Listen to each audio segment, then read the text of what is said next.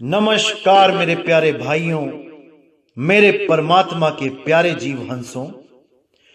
मैं बंदी छोड़ से यही दुआ करता हूं कि आप सब मेरे भाइयों का विवेक पहले से ज्यादा और ज्यादा और ज्यादा से ज्यादा बढ़ता ही जाए और ऐसी कोई दुविधा ना रहे जो आपके मन में 1% भी भ्रम पैदा कर पाए। मैं कभी नहीं चाहूंगा कि मेरा एक भी भाई इस काल जाल में उलझा रह जाए और जीते जी मुक्ति को ना प्राप्त कर पाए।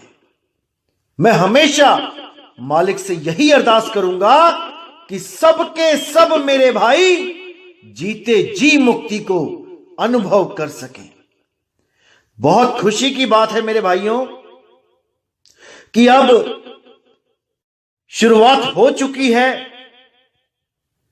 मेरे भाई मुझे फोन करके अपना अनुभव बताने लगे हैं और जो उन्हें अनुभव हो रहे हैं वो बिल्कुल सटीक हैं। उसी अखंड नाम का जो अनुभव हो जाता है तो जैसे घायल की गत घायल जाने, ये बिल्कुल वैसा ही एहसास होता है। किसी और को बताने पर वो समझ ही नहीं पाता कि क्या हुआ होगा।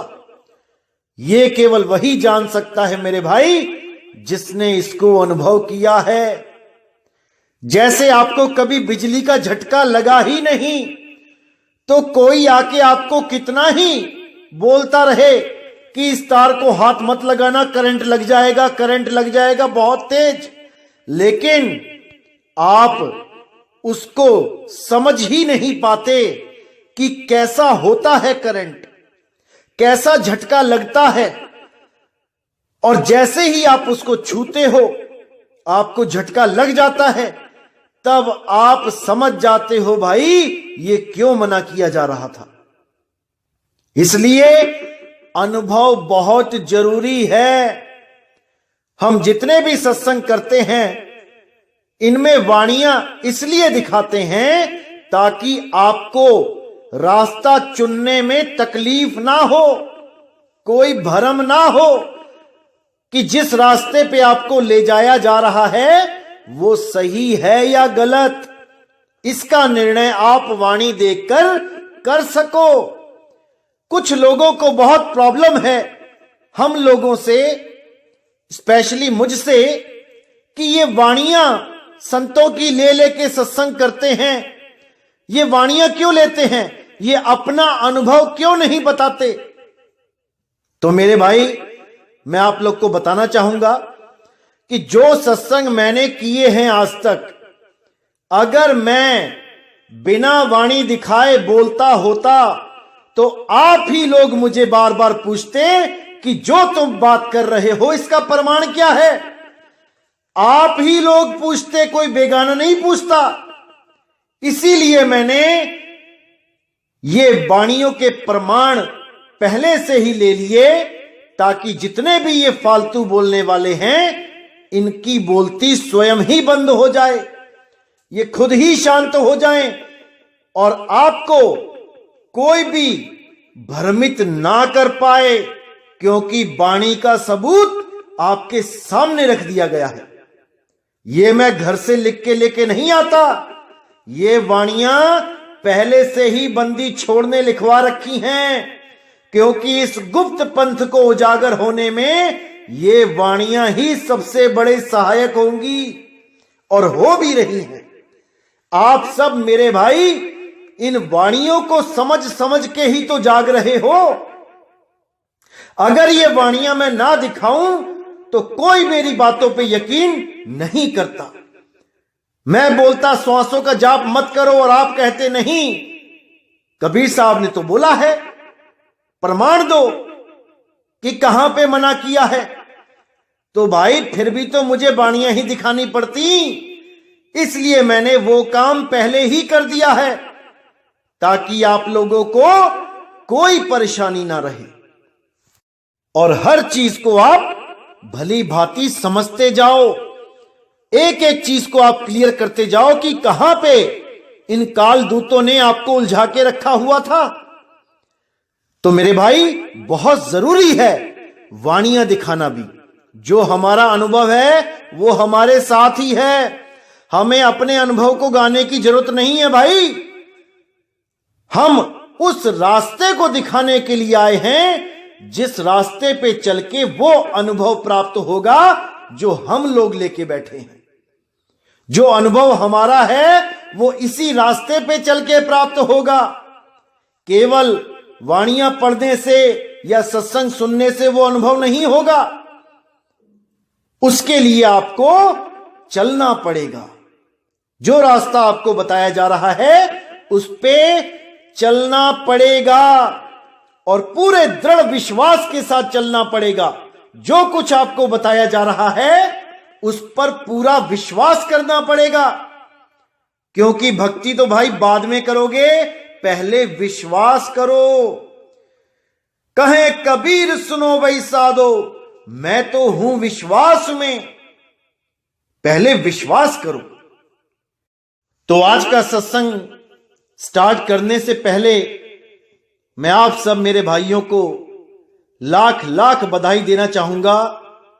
श्री गुरु रविदास जी महाराज के जन्म दिहाड़े पर जो बहुत ही धूमधाम से मनाया जा रहा है मेरे भारतवर्ष में, और आज हम श्री गुरु रविदास जी महाराज की ही वो बहुत महत्वपूर्ण वाणी को खोलेंगे जिसको खोलने मात्र से आपके सारे भ्रम खत्म हो जाएंगे मेरे भाइयों, खत्म हो जाएंगे। अगर आपने इस वाणी पे गहन विचार कर लिया तो क्या कहती है वाणी? नाम तेरो आरती मजन मुरारे, हर के नाम बिन झूठे सगल पसारे। नाम तेरो आसनो नाम तेरो उर्सा, नाम तेरा केसरो ले छिटकारे। नाम तेरा अंभूला नाम तेरो चंदनो, घस जप नाम ले तुझ ही को उचारे। अब कितनी प्यारी वाणी बोली है साहिब ने कि अगर हरि की पूजा करना चाहते हो तो मेरे भाई केवल नाम ही काफी है। नाम तेरो आरती, कि गुरु से जो नाम आपने ले लिया, सतनाम, झूठा नाम नहीं लेना है 52 अक्षर वाला। अगर गुरु से आपने सतनाम ले लिया तो वो सतनाम ही उस हरि की आरती है। अलग से थाली नहीं घुमानी पड़ेगी मूर्तियों के आगे, अलग से कोई अगरबत्ती धूप अगरबत्ती नहीं लगानी पड़ेगी, देसी घी के जोत नहीं, बिल्कुल नहीं। किसी फोटो के आगे जोत नहीं लगानी पड़ेगी, बिल्कुल नहीं, क्योंकि नाम ही बहुत है उसकी पूजा करने के लिए। नाम तेरो आरती मजन मुरारे, हर के नाम बिन झूठे सगल पसारे। हरि के नाम के बिना अगर आप कुछ भी कर रहे हो, कोई तीर्थ व्रत मूरत, कोई तपस्या, कोई जाप, कोई व्रत पूजा, कुछ भी कर रहे हो, वो सब झूठा है, झूठा। वो झूठे पसारे हैं, नाम के बिना सब झूठा। और अगर नाम ही झूठा हो जो गुरु से मिला तो मेरे भाई कुछ भी हाथ पल्ले नहीं रहेगा, पूरा जीवन बर्बाद हो जाएगा। कहने को गुरमुख कहलाओगे लेकिन अंत समय में 84 में जाना पड़ेगा। तो यहां बिल्कुल साफ कर दिया कि नाम तेरो आरती मजन मुरारे, हर के नाम बिन झूठे सगल पसारे। नाम तेरो आसनो नाम तेरी उर्सा, नाम तेरा केसरो ले छिटकारे। यानी कि नाम ही तेरा आसन है। जैसे हम कई भगवानों की पूजा करने के लिए पहले आसन लगा देते हैं उसको बैठाने के लिए, तो यहां कह रहे हैं कि नाम ही तेरा आसन है और नाम तेरी उर्सा। उर्सा क्या होता है? जो चंदन की लकड़ी को घिसने के लिए जो पत्थर पड़ा होता है वहां पे, वो नाम है। वहां पर किसी पत्थर की जरूरत नहीं है। नाम तेरो आसनो, नाम तेरो उर्सा, नाम तेरा केसरो ले छिटकारे। वहां केसर का जो पानी होता है छिटकाने के लिए, वो नाम ही है। नाम है तो सब कुछ है, नाम नहीं तो कुछ भी नहीं मेरे भाई, कुछ भी नहीं। नाम तेरा अंभूला, नाम तेरो चंदनो, घसी जपे नाम ले, तुझ ही को चारे। यानी तुम्हारा नाम ही वो पवित्र जल है और चंदन है जो मैं प्रभु के ऊपर वारता हूं। वही नाम का जब मैं सिमरण करता हूं तो मुझे अलग से कोई शुद्ध जल, कोई सुगंधित जल वहां छिड़कने की जरूरत नहीं पड़ती, कोई चंदन घिसने की जरूरत नहीं पड़ती। नाम तेरा दीवा, नाम तेरो बाती, नाम तेरो तेल ले माही पसारे। कि नाम का सिमरण करने से ही वो दिया, वो बाती, वो तेल सारे कार्य सिद्ध हो जाते हैं। मुझे बार बार मार्केट में नहीं भागना पड़ता कि तेल खत्म हो गया, घी खत्म हो गया, दिया टूट गया, बत्ती खत्म हो गई। अरे भाई, ये सब कर्म कांड हैं, इनको त्याग दो। कबीर साहब, नानक साहब, रविदास साहिब ने कभी नहीं कहा कि तुम ये देसी घी जलाओ, ये अखंड जोतें लगाओ, ये मूर्ति पूजा करो, ये कैलेंडर की पूजा करो, फोटो की पूजा करो, फ्लैक्सों की पूजा करो। अरे नहीं भाई, केवल नाम ही काफी है तुम्हारी मुक्ति के लिए। अलग से तुम्हें कुछ नहीं करना पड़ेगा, बस तुम्हारा नाम सतनाम होना चाहिए, झूठा नाम नहीं होना चाहिए, बस सतनाम ही काफी है। तो आगे क्या कहते हैं? नाम तेरे की जोत लगाई, भयो जियारो भवन सगलारे। यानी तेरे नाम की जो मैंने जोत लगाई, वो देसी घी की जोत नहीं लगानी है जो ये सारे संत मत के नाम पे, कबीर साहब के नाम पे अपनी अपनी दुकानें खोल के बैठ गए, मंदिर खोल के बैठ गए, कबीर साहब की मूर्तियां बना के बैठ गए और देसी घी की जोतें लगा रहे हैं 21-2100 रुपए लेके।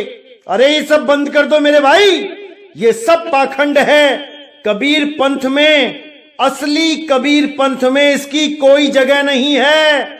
ये सब पाखंड है मेरे भाई, सब पाखंड है।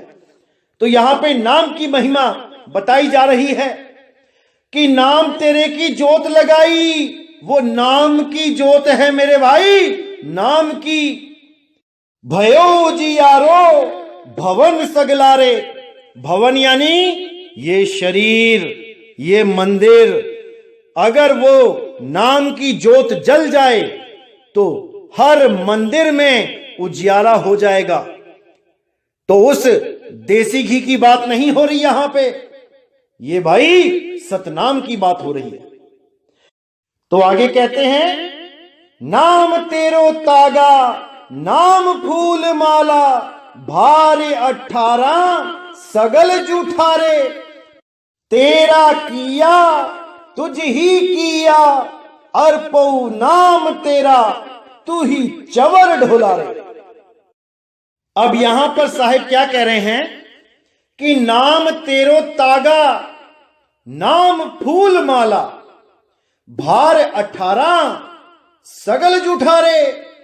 यानी कि जो माला मैं तुम्हें अर्पण करना चाहता हूं, उसकी जो धागा है उसका और जो फूल हैं वो नाम ही है। अलग से कोई फूल माला लाके तुम्हारे ऊपर अर्पण करने की जरूरत नहीं है। और भार 18 सगल जूठारे, अगर नाम नहीं है तो भार 18, भार यानी वेट, भार वजन किसका? 18 पुराण का, कि अगर तुम्हारे पास नाम नहीं है तो 18 पुराण क्यों ना पढ़ लो, केवल भार ही है वो, इससे ज्यादा कुछ नहीं।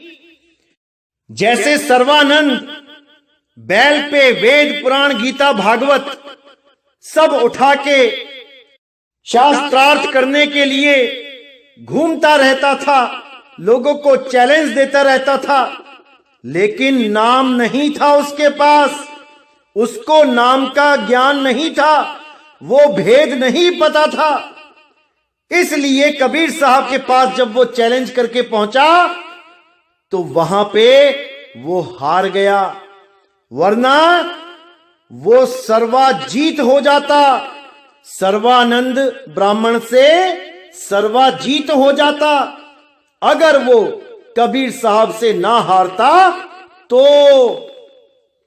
उसके पास क्या था? केवल भार था, ग्रंथों का भार, लेकिन उसके पास उस अखंड नाम का, उस विदेह नाम का ज्ञान नहीं था। तो आगे कहते हैं, तेरा किया तुझ ही क्या अर्पऊं, नाम तेरा तू ही चवर ढोला रे। यानी जो कुछ तुमने बनाया है उसको तुम पे ही कैसे अर्पण करूं? जो तुमने ही बनाया है उसको तुम्हारे ही ऊपर कैसे अर्पण करूं? जो चीज तुमने ही मुझे दी है वो मैं तुम्हें लौटा के कैसे दूं? आज हम सोचते हैं कि मैं मंदिर गया, मैंने इतने पैसे चढ़ाए, ये लंगर चला रहा हूं, मैंने इतना दान दिया, लोगों को खिलाया। अरे भाई, कहां से लेके आए थे?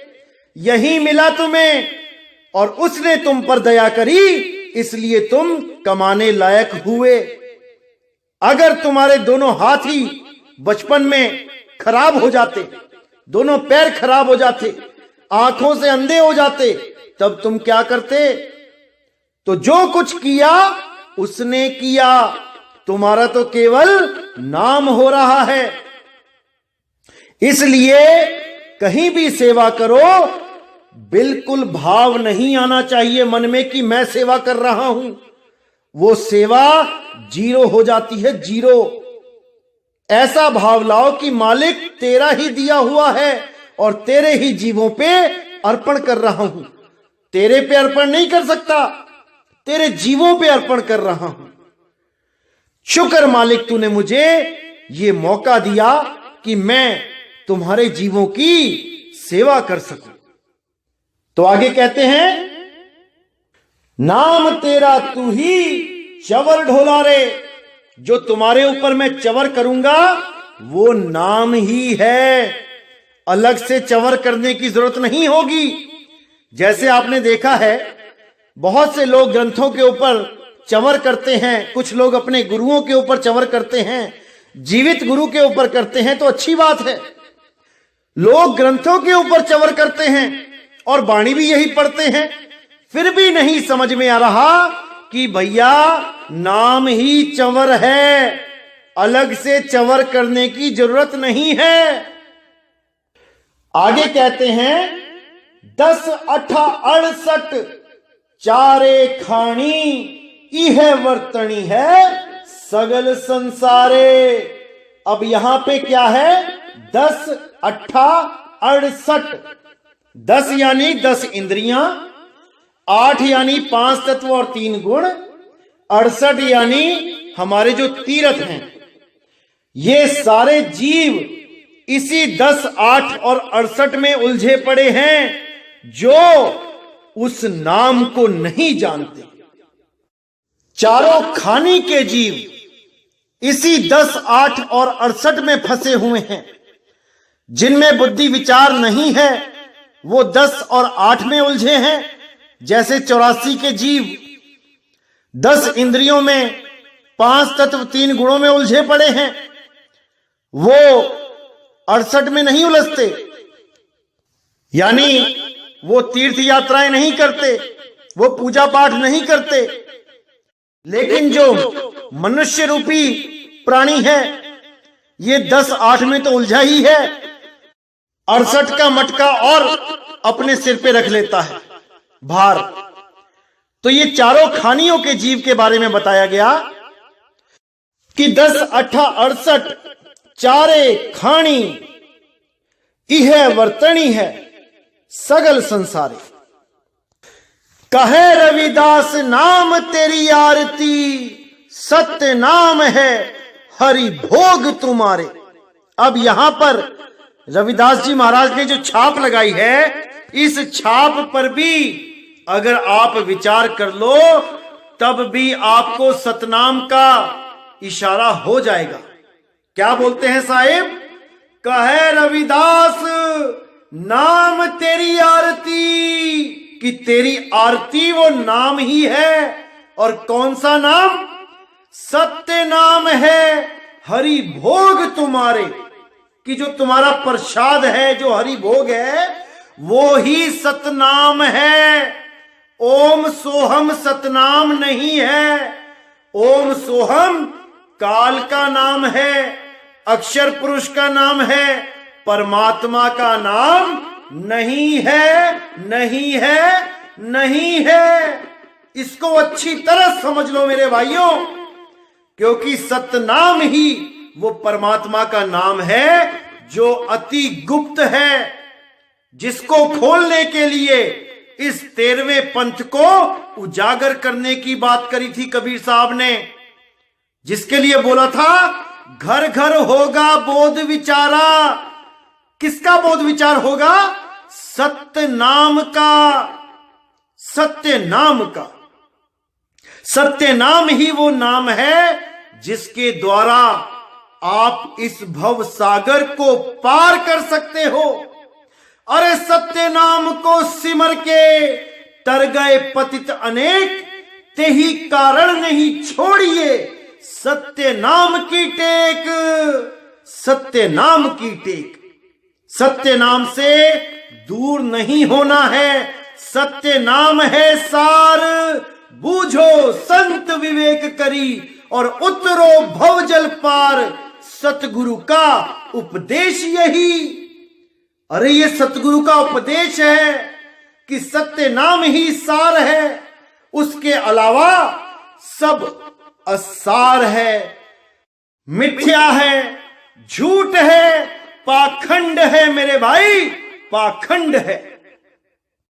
इसी चीज को अन्य संतों की वाणी में भी बताया गया, लेकिन वहां पे थोड़ा सा अलग इशारा दिया गया।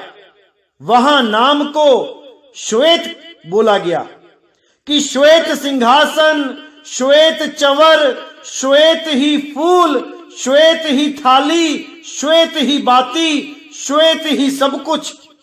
वहां श्वेत बोला गया कि वहां सब सफेद ही सफेद है।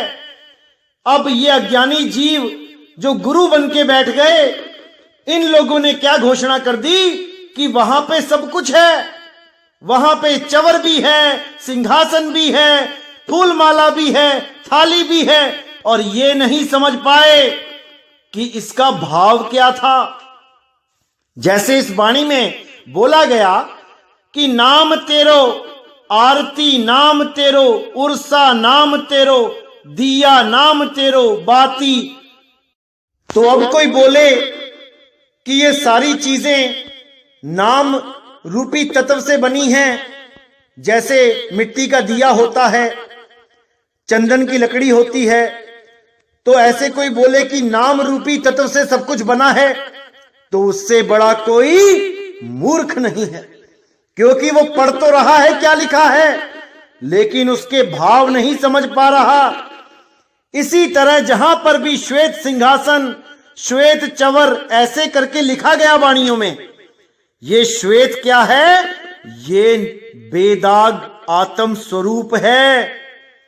श्वेत इसलिए बोला क्योंकि इसमें कोई दाग नहीं होता, सफेद रंग उज्जवल होता है, निर्मल होता है। तो वहां पर आत्म स्वरूप के बारे में बताया गया कि आत्म स्वरूप ही सिंहासन है, आत्म स्वरूप ही थाली है, आत्म स्वरूप ही दिया बाती है। उसी आत्म स्वरूप को यहां पे नाम करके बताया गया। कि नाम ही तेरा दिया है, नाम ही तेरी बाती है, नाम ही तेरा चवर है, नाम ही सिंहासन है। तो ये वाणियों के भावों को ये काल के दूत नहीं समझ पाते और जीवों को उलझाने के लिए ताना बाना बुन देते हैं। लेकिन आप चिंता मत करें मेरे भाइयों, ये काल के दूत जितने शातिर हैं, परमात्मा के हंस इनसे 4 कदम आगे हैं। बंदी छोड़ ने ऐसा विवेक देके भेजा होता है कि कोई भी काल का जाल हो वो उसे काट देते हैं, पल भर में काट देते हैं, और अन्य जीवों का विवेक इतना जागृत कर देते हैं कि वो जीव भी समर्थ हो जाते हैं उस काल के जाल को तोड़ने में।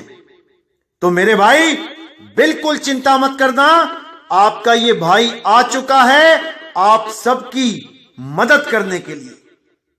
आप बिल्कुल चिंता मत करना, बस एक एक चीज को अच्छी तरह समझते जाना, बस। और मैं कुछ नहीं कहूंगा आपसे। अपने आप इतना सामर्थ्य आ जाएगा आप लोगों में कि मेरी भी जरूरत नहीं पड़ेगी।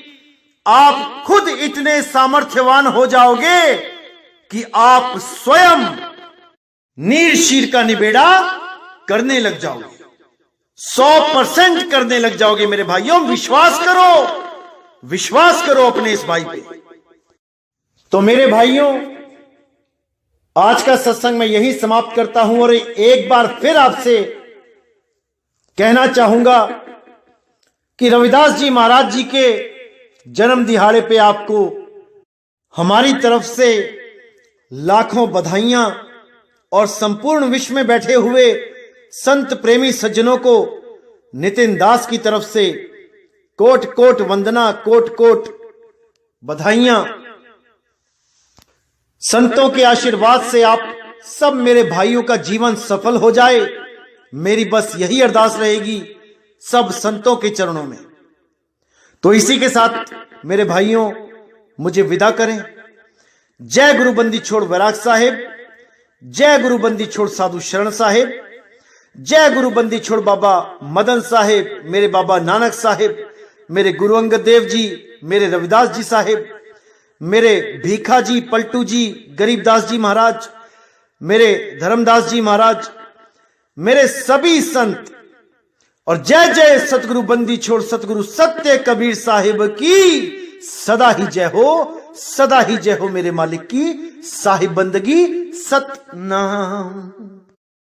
नाम